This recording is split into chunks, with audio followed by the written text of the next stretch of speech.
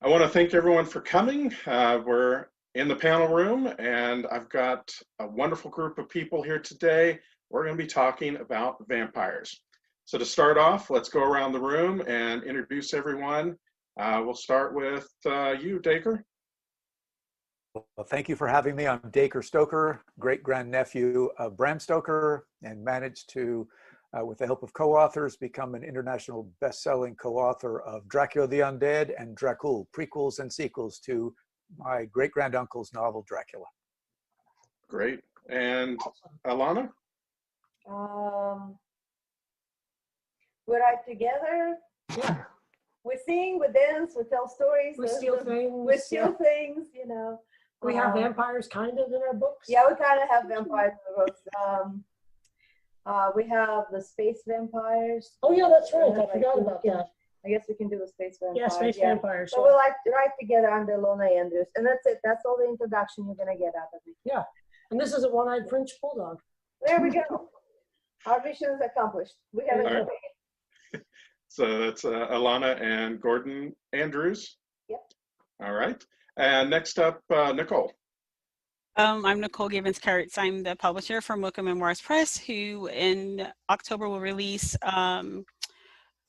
Slay, Stories of the Vampire Noir, which is an anthology of vampire stories from the African diaspora. I also am a writer and a big fan of vampires. All right, thank you. And next, Jeremy. I am J.F. Lewis. The J stands for Jeremy. The F stands for something else. And I write the Void City series, which does have vampires, and the Grudge Bearer trilogy, which does not, unless you count obnoxious royals. Okay, thank you. Next up, Clay. My name is Clay Griffith with my wife Susan, who is down in the lower corner. We write the Vampire Empire series, 4 books from Pyre Books. The first one is called The Greyfriar, Historical Alternate History. All right, and Susan? I'm Susan. I'm the other half of the Clay and Susan. He's actually down below me, rather than the other way. We also write, aside from vampires, we write werewolves and Victorian magic, and some books from Flash and Arrow, the TV series. So, which we didn't have any vampires, but should have, in my opinion. So, there you go. All right, great. And finally, John. I'm John Hartness. I'm the co-founder and publisher of Falstaff Books, a independent press based in Charlotte, North Carolina, and I write a few different series, including one that features Dacre's great-granduncle's intellectual property, so I'm really glad that's public domain, and another that is vampire comedy, because the world needs more fat vampires. All right, so let's start it off with the question. We'll start with you, Clay, and Susan. You can both answer on this. What makes a vampire for you?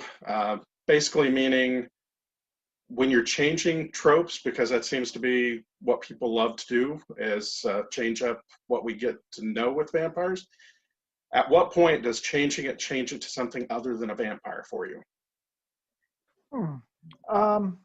I'm not sure where the line is. For me, you can play a lot with the tropes. I don't have any problem with messing with them a great deal.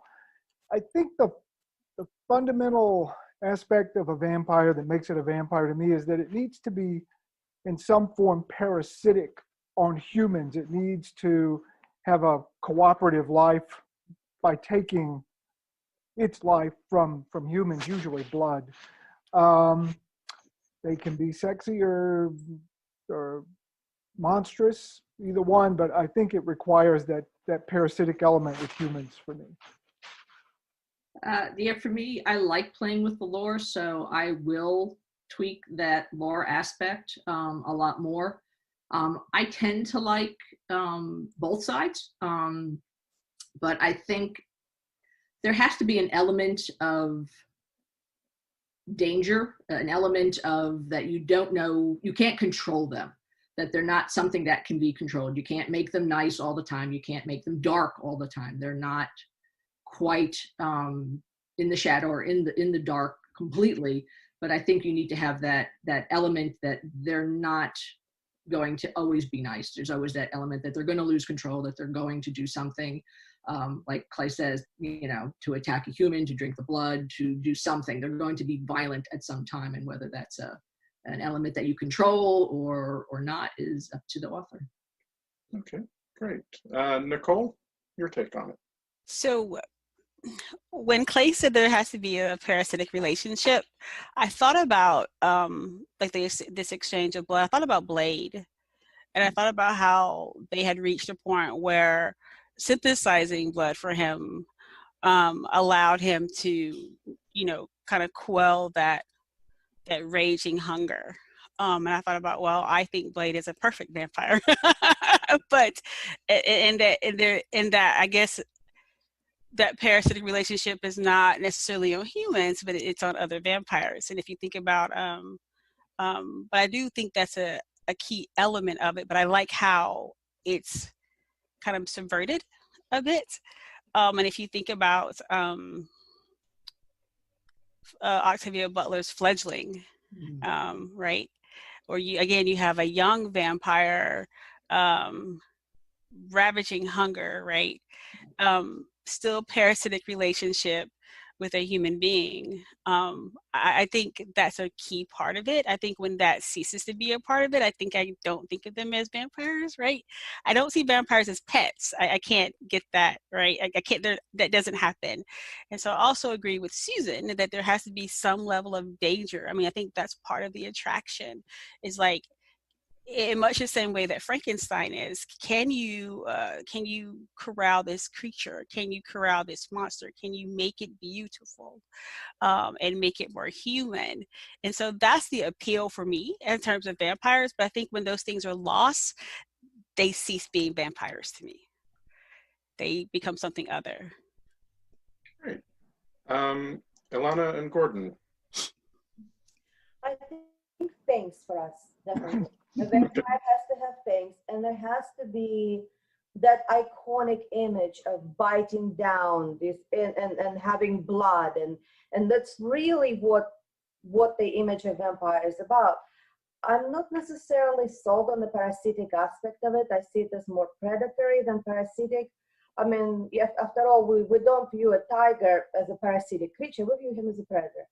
So because we do tend to twist tropes so much, we kind of moved away from necessarily drinking blood as far as our vampires are concerned, but they still have the fangs, and there's still that moment of basically kill with the blade, with the fangs and blood spraying over. I can't move away from it. I know people have energy vampires, but to me that's not a real vampire. That's something else.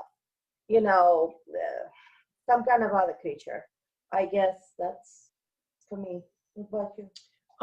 I think the predatory, when you said the predatory aspect of it, that's the biggest thing for me. Also for me particularly, it's being undead.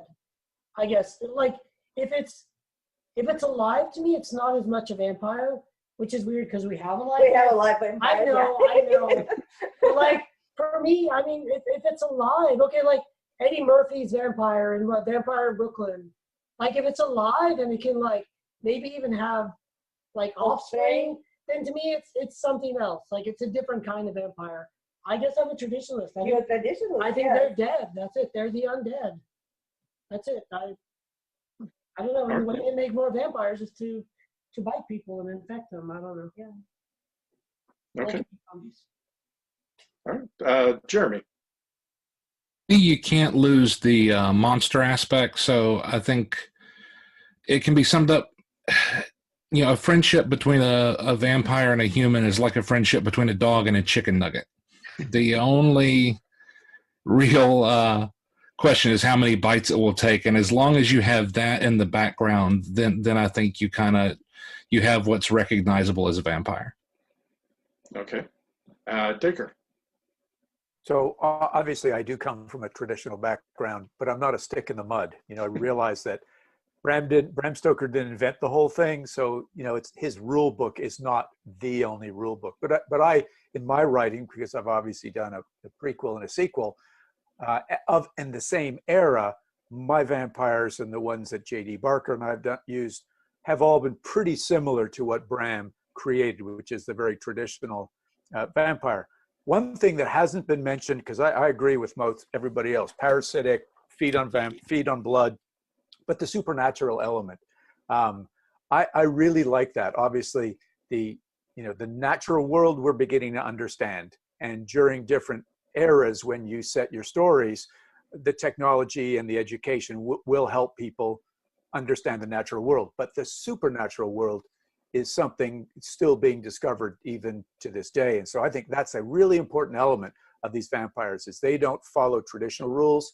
As long as the author creates a believable world and builds up these changes and tropes to make them convincing, then I think anything goes and it's okay.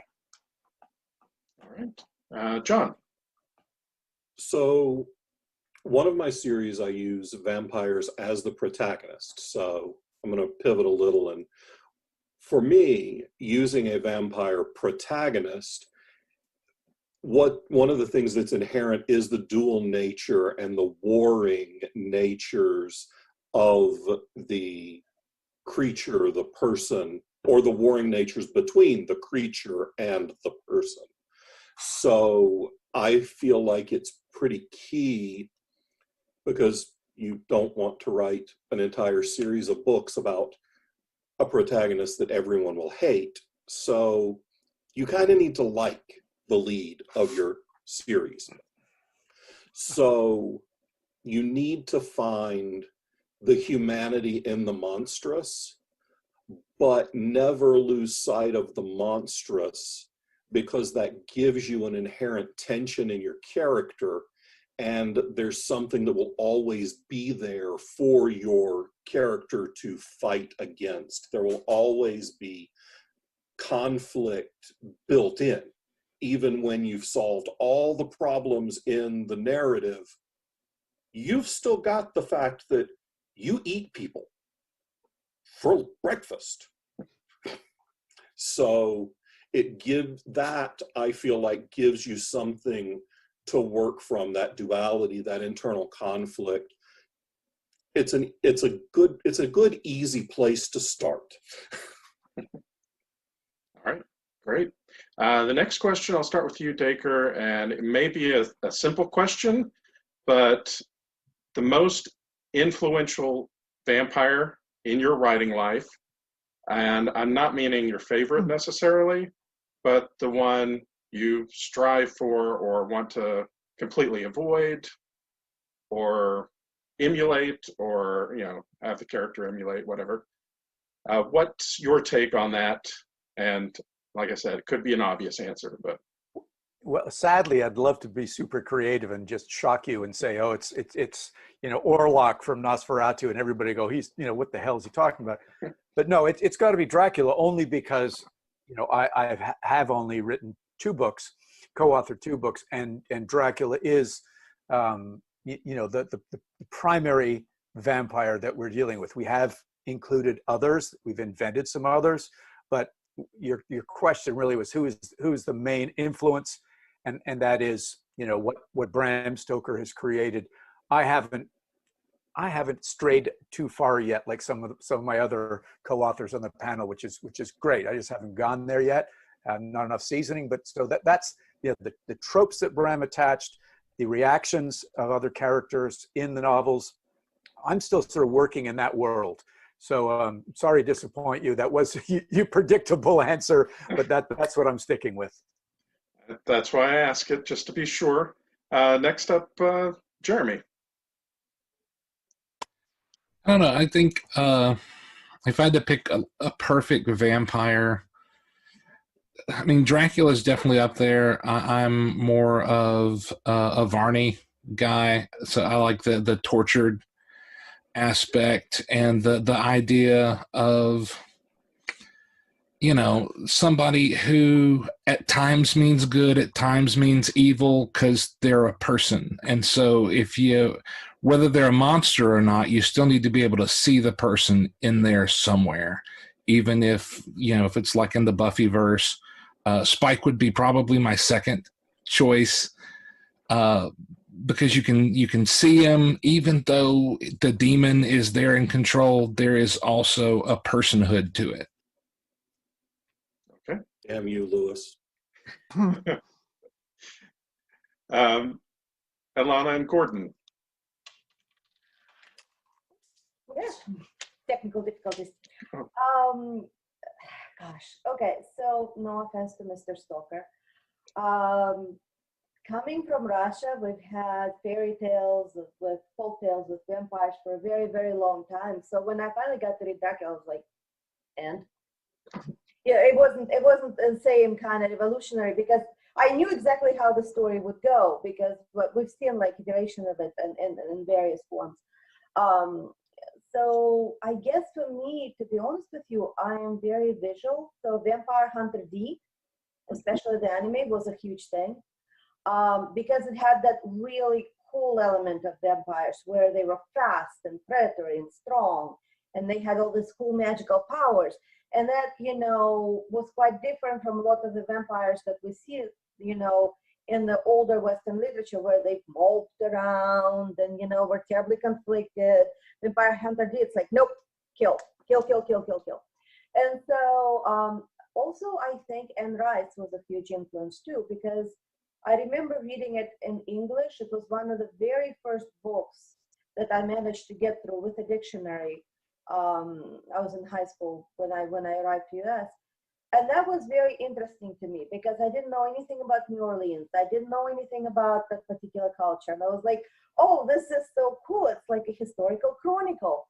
But I have to tell you again, the moping aspect got to me after a while. Like, I read Vampire Lestat. Oh, Louis mopes. Louis mopes endlessly. Oh my God, man, just get some Xanax or something for the dude. It's like, it's nonstop.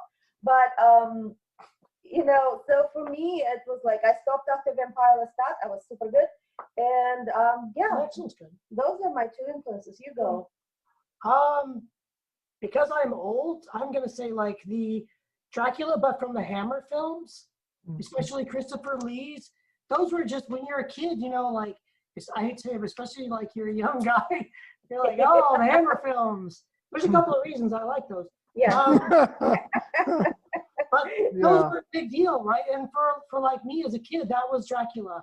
It was Christopher Lee in those films. And then also, weirdly, Barnabas from Dark Shadows was a vampire from my childhood. I know, I'll tell you about it later.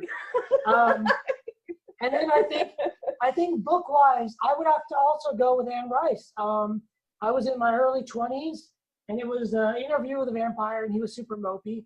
And then the Vampire Lestat, which was just awesome. Where he was awesome. So that's probably mine, I guess.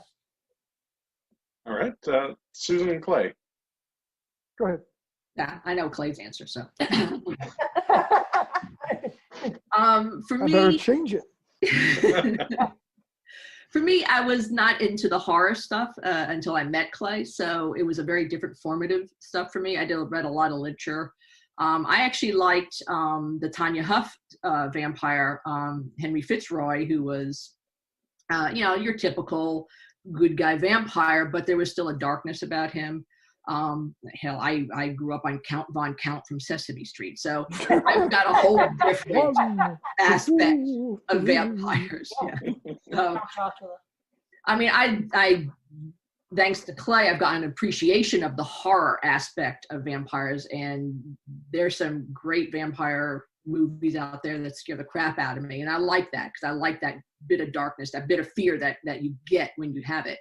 But I also like the fact that they're human, that they're, or undead human, that there's some aspect that they're fighting, and they want to sort of get past that. So I get a lot of those, like Buffy, Spike. Angel never really did it for me, but Spike, because he was struggling, he was dark, he was vile, he was evil, and then he struggled to come out of it and try and find his way to something better. So I'm kind of that thing. I grew up on Hannibal King from the comic books with Blade, and those kind of characters still resonate more for me just because I like it as a human conflict story. Well, mine is Dracula because it's sort of the most formative book I ever read. But more specifically, in the 70s, Marvel did a comic called Tomb of Dracula that is sort of my favorite version of the character. Not straight superhero by any means. Occasionally Spidey would drop by, but not too often. But he's very physical. He's very action-oriented. He exploits his powers. He can shift into mist and wolves, you know, with the drop of a hat. So he's sort of a superhero, and he does wear a cape. But that version of Dracula, the action hero version, sort of I mean, he's a bad guy, but still, the sort of Zorro-y Dracula, I think I took a lot from, because we write action stories that have vampires in them. So, Tomb of Dracula, man, that's still my favorite. All right. John? So for dialogue, it's Spike, because I think Whedon writes brilliant dialogue that resonates really well with a contemporary audience. So for dialogue, Spike, but to be honest, Vampire Bill from not the Sookie Stackhouse books, but from the TV show True Blood. My whole series started off because I was watching True Blood and wanted to know why all the vampires were really hot.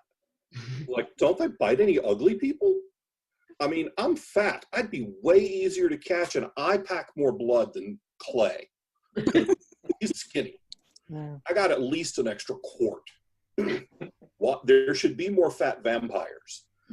So Charlaine Harris's whole world of vampirism and some of the weaknesses that she incorporated, some of the different elements there, but the tortured nature of Vampire Bill, who wants to do good things, but he still eats people for breakfast. So that's probably those two for me, Spike for dialogue and Vampire Bill from True Blood for a lot of the other characterization things. Nicole. So I was listening to everyone else talk and my brain was just like firing. So I cut my teeth on Jean-Pierre from the Anita Blake series. Jean-Claude, yeah. Sorry, that's how long it's been.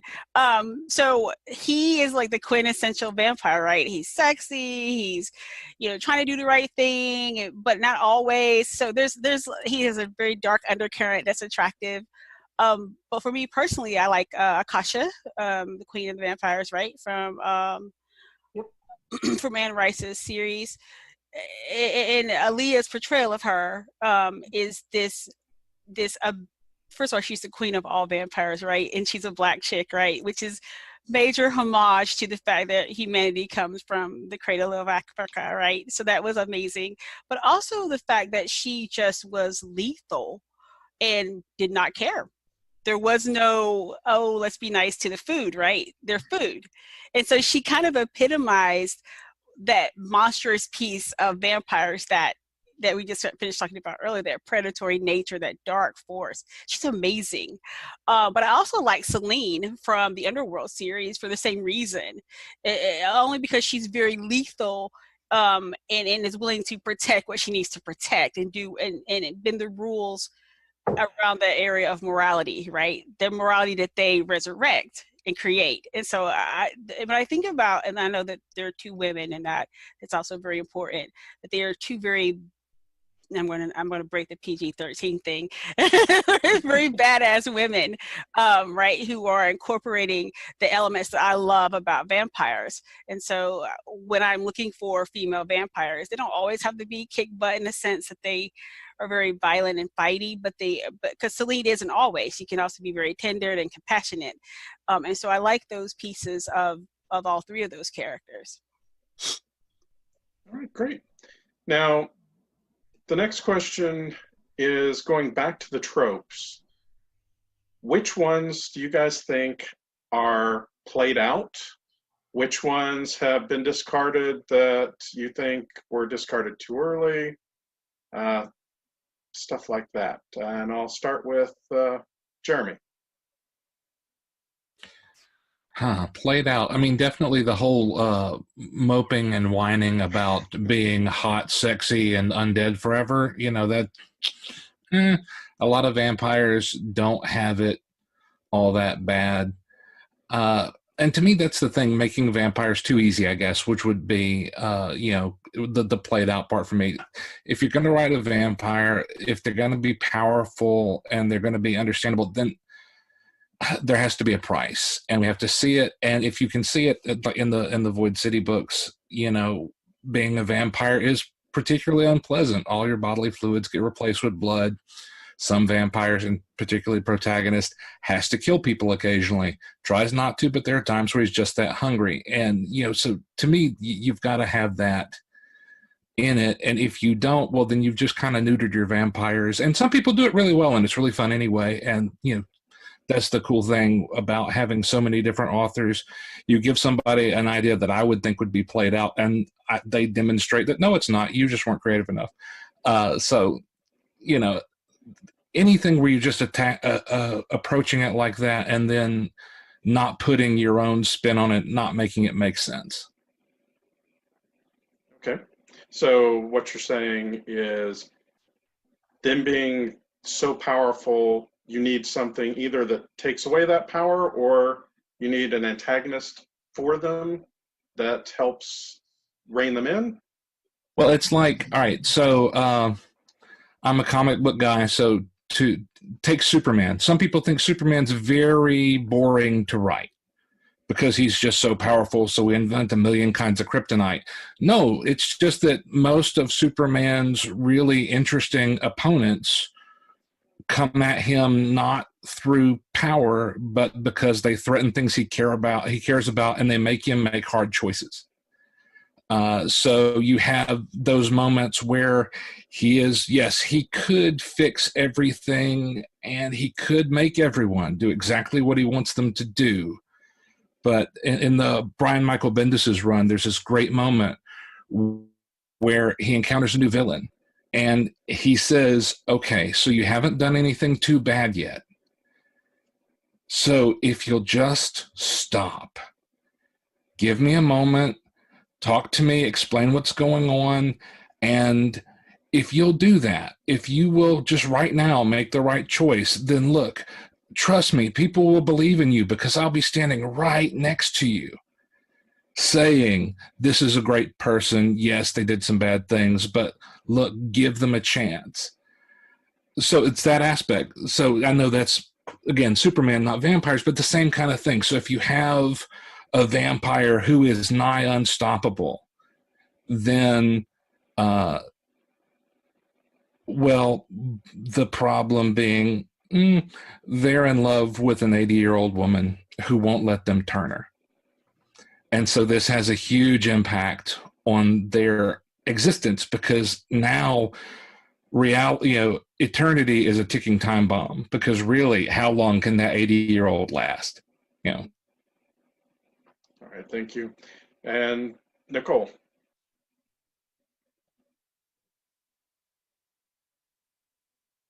Oh, she might have froze. Nope. I need the question again. Oh, there she goes. Nope, I need the question again. All right. What tropes do you think are either played out or underutilized or?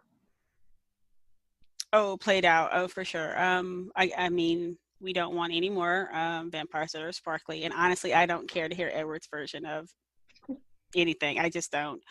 Older vampires with teenage girls, played out. Kind of done with that. So and in many ways, I think that you could have, like in the case of fledgling, which you can have an underage a vampire protagonist that is not, that's a vampire in its true monstrous sense. You can have that, but you have to be very particular about the world that you're creating.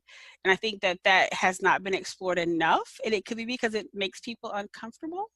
But I think it raises a lot of interesting story arcs and conversations that don't always get addressed in horror and don't always get addressed in the vampire mythos.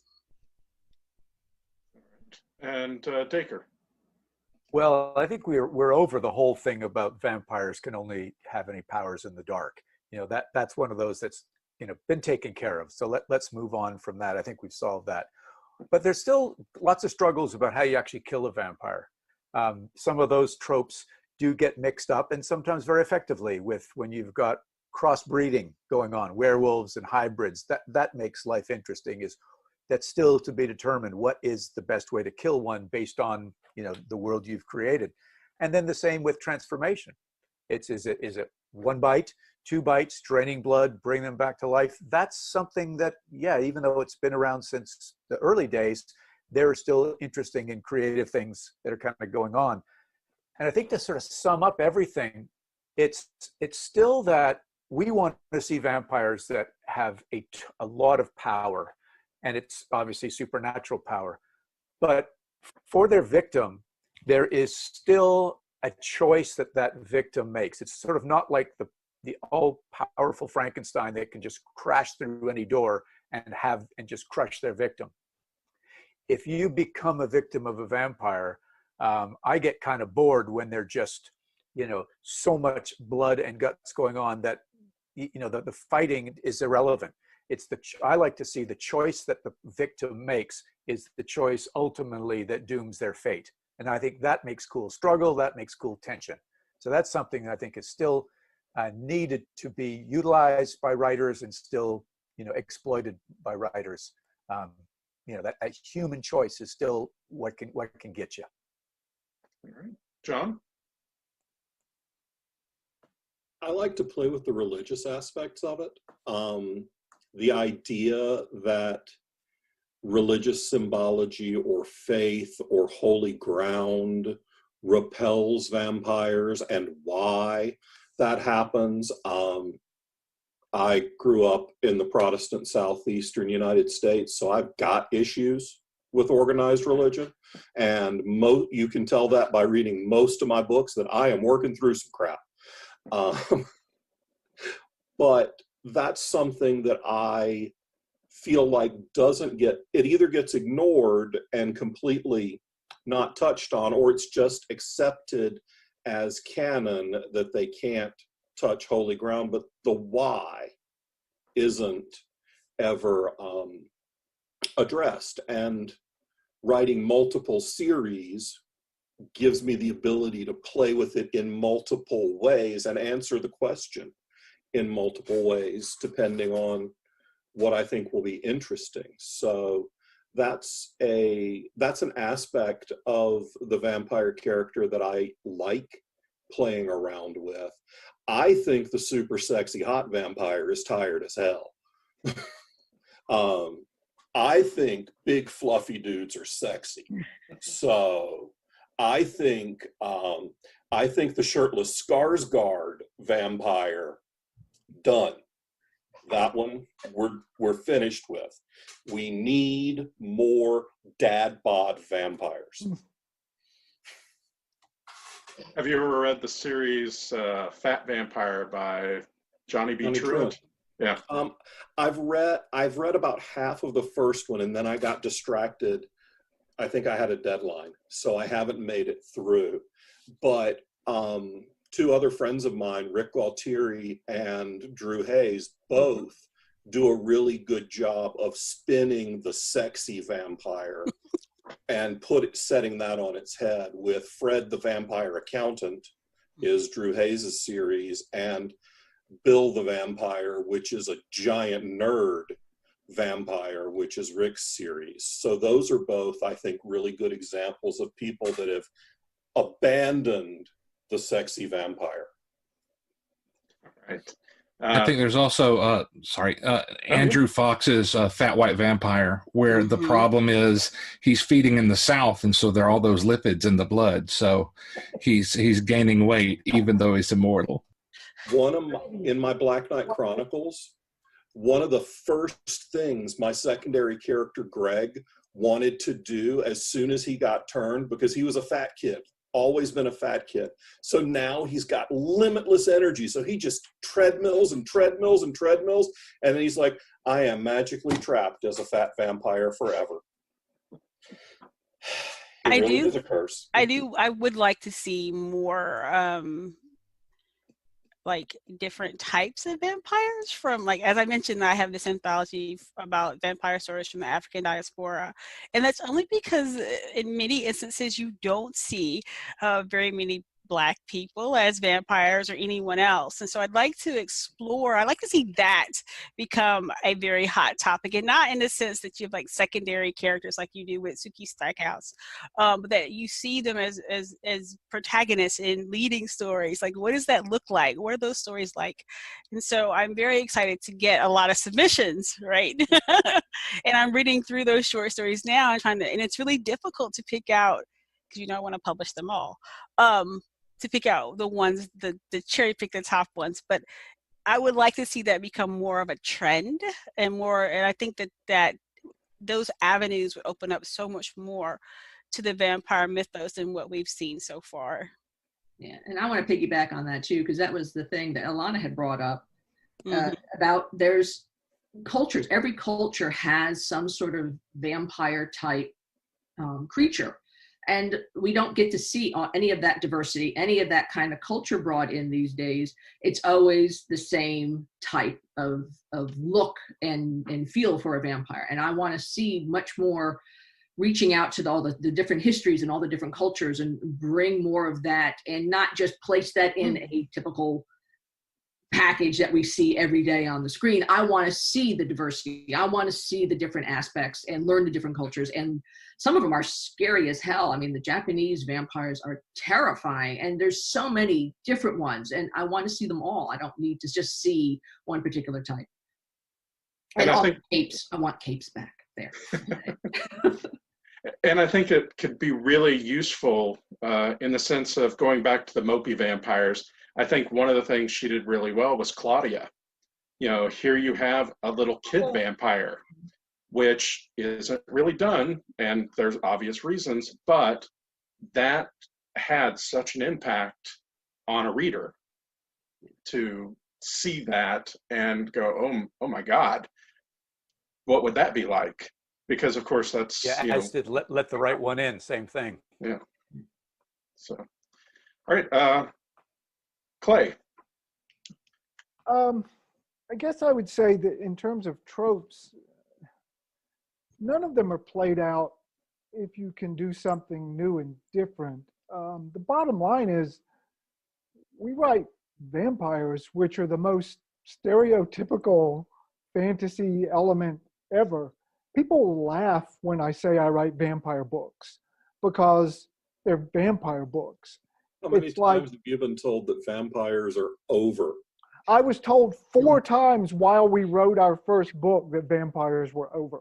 And I was told by every agent I submitted to. Yeah, they're done. In fact, Neil Gaiman tweeted one time about, I was going to write a vampire book, but vampires are done. I thought, shut up, Neil.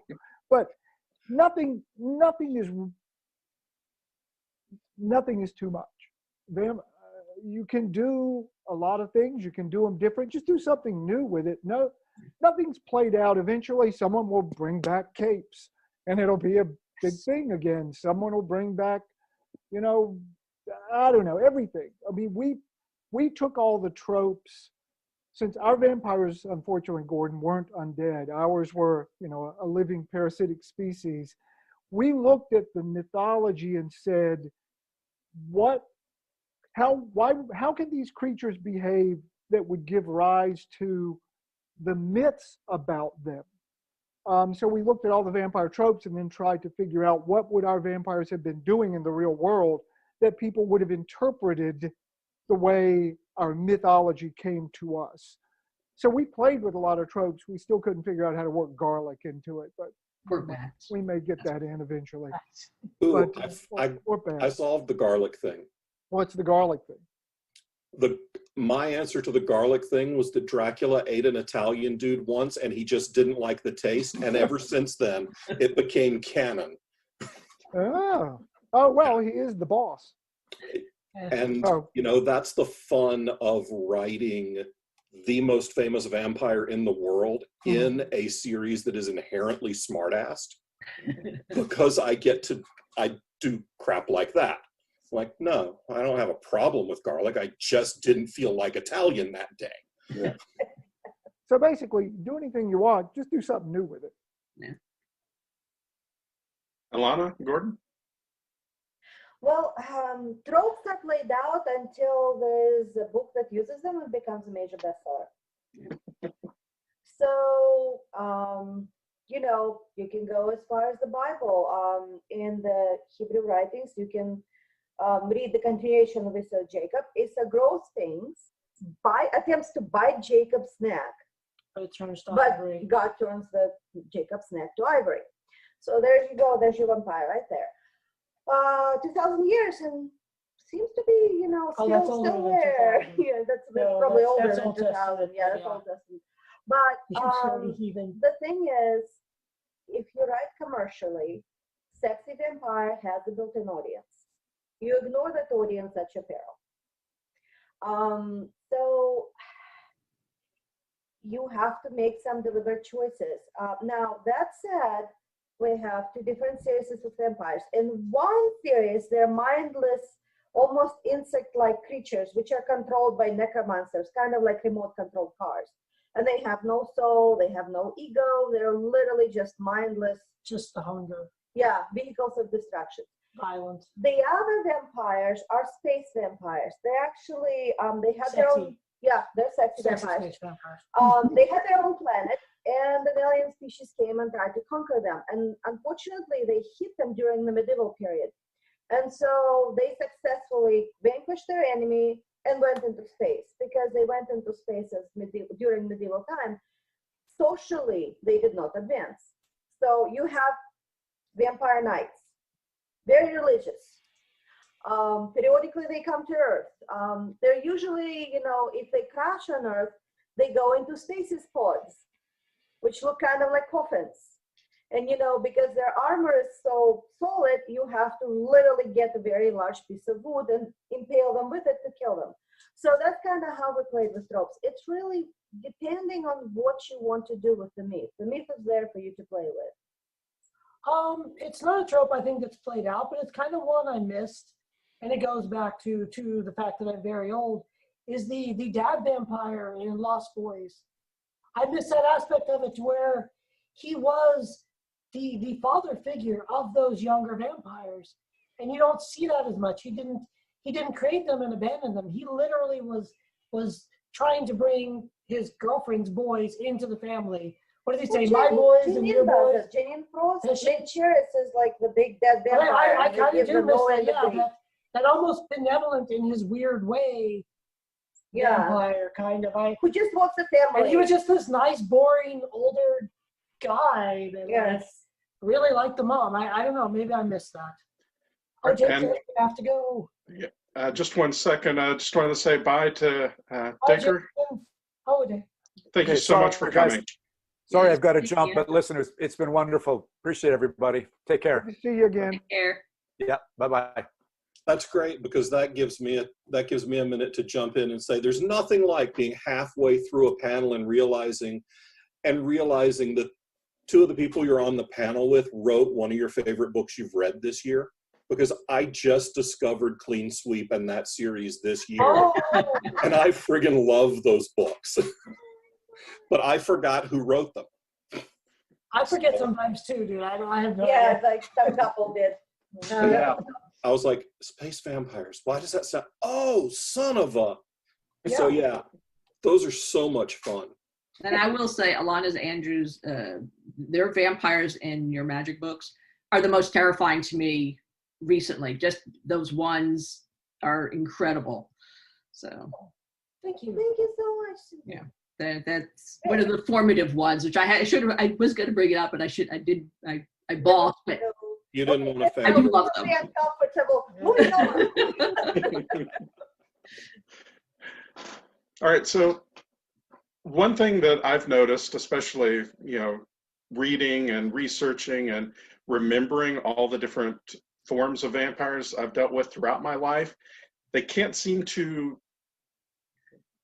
settle into an area because I grew up obviously watching reruns at this point of the Munsters. I did watch the Monster Squad, so I am that old. But you've got the comedy aspect of it, and then you've got the horror aspect. What do your guys' take on why vampires are able to jump across like that? Because you think vampires, and the first thing out of most people's heads is Dracula and horror. So I'll go ahead and start with you, Ilona and Gordon again. I think the reason personally, I'm going to jump in here, is that they're funny, or people make them funny, is because that natural tendency to take something that's very scary and to make it less scary by making it funny, or the absurdity of it. Was it Dracula Undead and Loving It? Yeah. That's a funny one. You want to take this thing that scares you and make it less scary by like laughing at it or making it absurd. I think what's his name did that a little bit with the Irish vampire and Preacher. He kind of almost made him like a comedy, like a foil, like a comic foil or sidekick. And I think people want that. They want it to be scary sometimes, and they want to laugh at it. Sometimes, yeah. Sometimes, like. Well, and that also in terms of narrative, jokes always land when you make kind of like a dark environment for them to land in. Like, a giant creature comes out and swings its club and everything is terrible and he's gonna kill everybody, and then somebody walks out and says, "Hey, Tiny," and everybody laughs. So I think that's part of it. We have so much dark mythos. We're afraid of the dark. We're afraid of what's hidden in there. We're terrified of being eaten, and the vampire ticks all those boxes. And then it's also unkillable and immortal kind of monster. So yes, I think out of self-defense, we make it funny. And it's extra funny because it's so scary. Nicole, you were nodding your head along. With Preacher, which is one of my favorite comics and TV show, actually. So yeah, I was loving the fact. I was like, oh yes, that's hilarious. I'm not old enough to have watched the Monsters, mind you. But I do think what Ilona was saying was correct, is that you take something horrendous and you make it funny, and therefore it's a little bit more palatable. It's easier to take, and it's less scary. And vampires are funny. I mean, they just are. They're like, they become bats, they count, and that counting thing is real, right? So if you drop things, they have to count them. Yeah, So like that's like that's a real, as much as I say real, but as much as real as vampires can be. And so I believe that, and I think that that's why they often are comical, because the things that can stop them, like garlic, wooden stakes, they're preposterous, right? They're everyday garden items you find out in the back. Hey, I'm growing some garlic in the sticks for the tomatoes. We're good. Like, if you think about it in that sense, it's not as scary, and I think that's why they're able to be able to cross between being these horrendous, monstrous beings into being something that's ridiculed and funny and humorous. All right. Jeremy. Well, I agree that there's definitely the whole whistling past the graveyard aspect. And, we talked about different traditions of vampires earlier. So like the Nukakube, it's really scary when the head comes flying off and the weird fangs, but fight one in a bowling alley. And then, there is the root of comedy. So I think it's just natural to poke fun at things that scare us. Susan and Clay? For me, this is something that's been around now for a long time. And when you've got this much material building after all this time, you're going to play with it in new and unique ways. And one of my favorite shows now is What We Do in the Shadows. And it takes everything that we've read, watched, no matter what, over the centuries of this, and have basically flipped it on its ear and showed us it, even though it's in the shadows, it's shown it in a completely new light. And it's hilarious. And I think because there's just so much material to work with now, and it's been in our conscious minds for so long, that I think playing with it in terms of humor is just a way for, like they say, to deal with it and to just have fun with the mechanism of vampires and supernatural and whatever else. Yeah, I think particularly like What We Do in Shadows or like Grandpa Munster, you take these nearly invulnerable, super powerful characters and you put them in the same life you live. They have to pay bills and they're bothered by people coming to their home. They have guests who won't leave, that kind of thing. And it's sort of like what, for instance, The Tick did for superheroes. You know, a guy living in an apartment with his friend and they're, you know, eating dinner and there's an episode. So you take the power and majesty of someone like Dracula and you surround them with, you know, having to pay the gas bill. It's, you know, it's a pretty natural.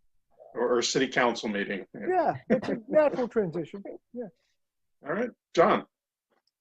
So the comedy for me comes from the same place the horror comes from. They're us. You can't look at a vampire a lot of the time. You can't always see the fangs.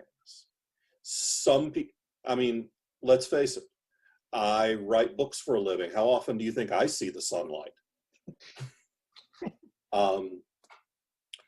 The fact that they are built on this same framework that we are, and that in most canons, they started off as human and were transformed, gives us all of the pieces of humanity to play with, all of our failings.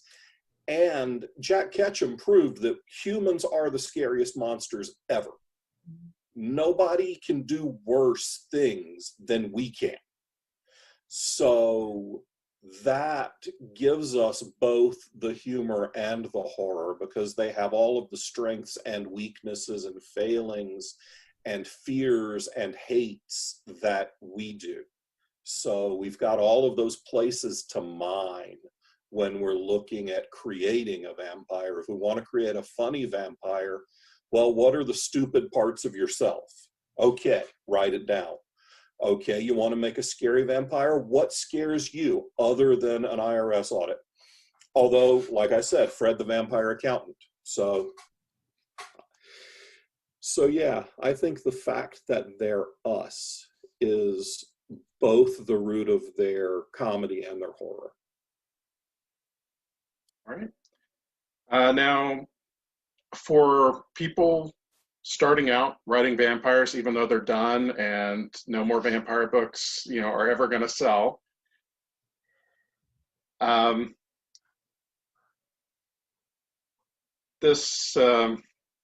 before I get into it, I do want to say thank you to Nicole. It looks like you got to head out for something as well. Thank you so much for coming. Thank you guys for having me. Great time. Thanks, Jason, for moderating. Bye, all. Good to see you. Bye, Nicole. All right. Where was I? People who are starting out writing vampires. Okay. Don't. People who are starting out. What is don't? Okay. Yeah, I So don't need competition. Yeah. yeah, since it's already played out, you know. Stephanie Meyer's coming back. That's already a couple of million books I'm not going to sell this year.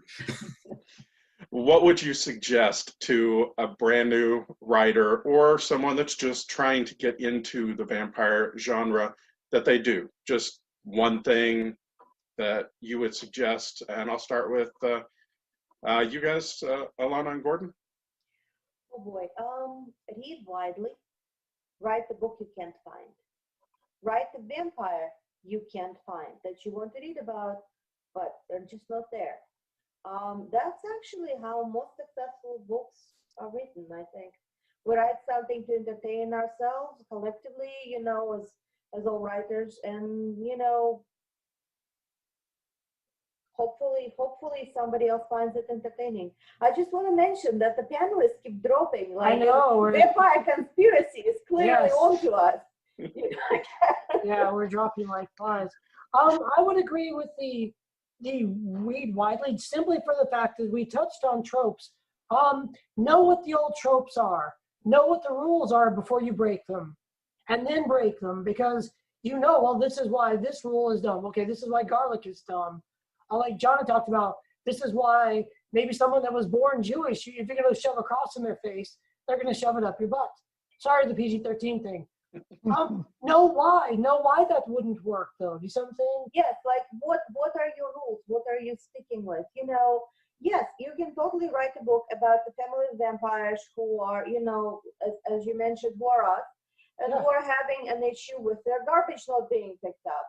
It's like, you know, get aggravated. I'm gonna eat the garbage bin. If you eat the garbage bin, who's gonna pick up our garbage? You know, so that's what you're going for. Just try to entertain yourself as you write. I think, yeah, I agree with that.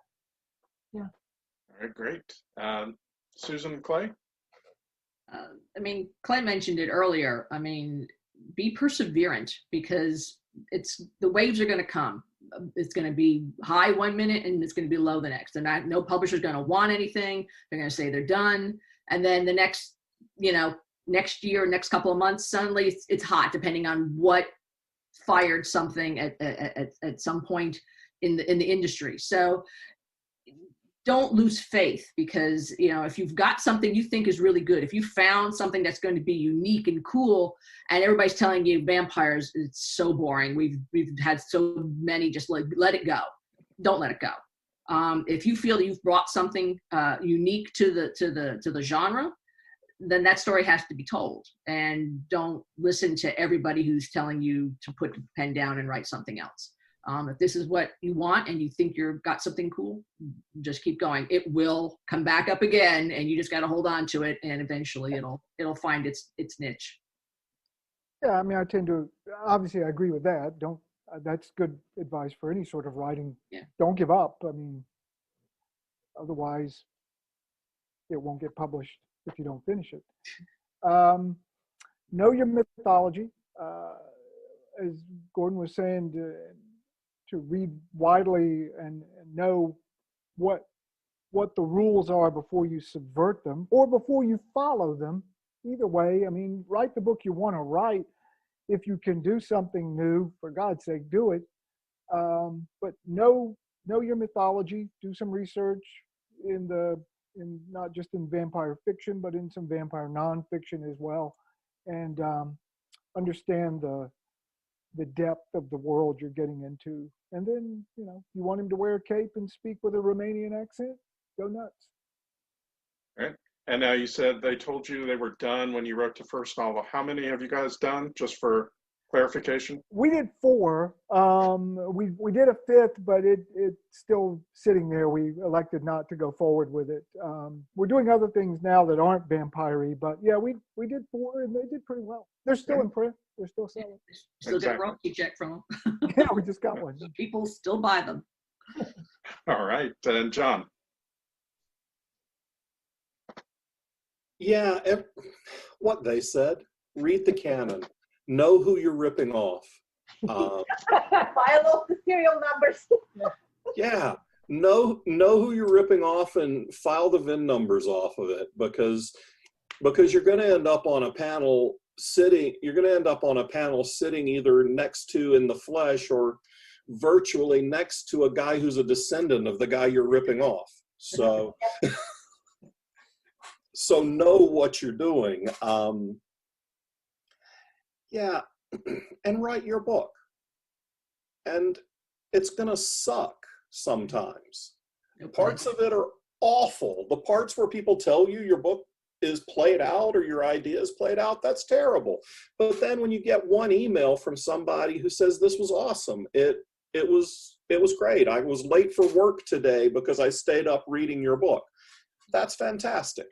They usually start by swearing at you in those emails, and that's okay, because that's kind of most of the emails I get anyway, is someone swearing at me. I'm in publishing, for God's sake.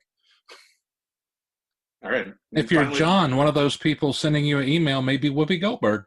Yeah. sure. All right, Jeremy. Yeah, I think everybody's kind of touched on it, but know what your rules are so that when you break them, you know why you're not actually breaking them. So it makes sense in the world you've built and all that. And also, I think as a writer, James Maxey said something very close to, the best novel you never write is worse than the worst novel you ever finish. So if you never finish it, it doesn't matter. All right. And I do want to thank everyone that's still here on the panel, and of course everyone that had to leave early. Let's go around the room and have you guys tell us where people can find you on your socials. And we'll go ahead and start with you, Jeremy. jflewis.net. I'm also on Facebook, and on Twitter I think I'm at JF_Lewis. Thank you. And then Clay and Susan? We are at Clay and Susan Griffith.com. We're both on Facebook. We each have a Facebook account, and then we have a joint account, which is Clay and Susan. And we are at Clay and Susan. Really should have put her name first at some point. We're at Clay and Susan on Twitter. So we know who handles the social media now? No, I do most of it. I just have it bookmarked. He does. And then Ilona and Gordon. Oh boy, your best bet is probably Ilona-Andrews.com. We do have Facebook and Twitter pages, but they're basically the feed from the blog that goes automatically, because social media is kind of distracting and tends to kill creativity a little bit, at least for me. So yeah, I guess, come to the website, and from there there's links. Yeah, our main thing I would say would be the blog. Yeah. We're not tweeting a lot of stuff or Facebooking. It's all very official, because we're trying to stay, I guess it's going to sound terribly cowardly, but we try to stay out of politics and religion to some extent. And so we're very buy my book. Do you remember the critic? Buy my book. Do you remember the critic buy my book? That's our social media. We give away a lot of free fiction on the website. We do occasionally say something about politics when things are incredibly dire, but mostly it's just the website. Sorry. Yeah. Great. And finally, John. Falstaffbooks.com is where you can find out everything about new releases and what would typically be appearances, except for the world. I have a Facebook group that is very active. It's called John G. Hartness Books. That gives you behind the scenes access, and that is all books. That's all professional me.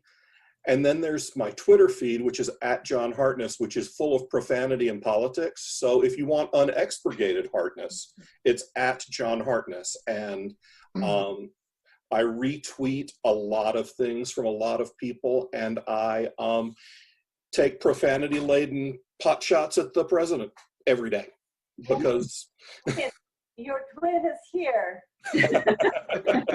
We all do. But Yeah. John, you said that's the unexpurgated John. Has there ever been an expurgated John? I have not dropped an F-bomb in the hour and 9 minutes we have been on this fucking panel, Clay. And you get one and maintain PG-13 status, so I waited until the end to use it. You're a pro. All right. Because if it's in the first 5 minutes, YouTube won't ever let you monetize your videos. Oh, man. That's why the Falstaff YouTube channel will never be monetized. Well, on that note, I would like to thank everyone for coming. And we'll see you guys next week in the panel room. Bye. Thank you, Jason. Bye-bye. Thank you so much. Thanks. Yes. Thanks, Bye. Jason. Thanks, Great everybody. job.